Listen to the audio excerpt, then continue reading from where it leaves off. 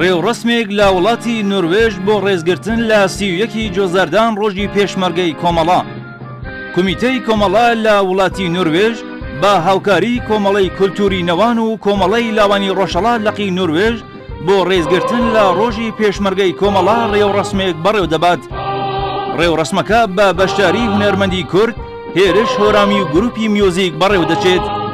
کات و شوێنی ڕێوڕەسمەکە ڕۆژ شەممە 28/6/2014 زەینی، کاتژمێر 16:30 خولەک تا کاتژمێر 24 بە کاتی ئۆسلۆ. شوێن هۆپێن هاڵ سکۆڵا، تراکتۆر وەیان 15 ئۆسلۆ 06789. بۆ زانیاری زیاتر پەیوەندی بەم ژمارە تەلەفۆنانەوە بکەن.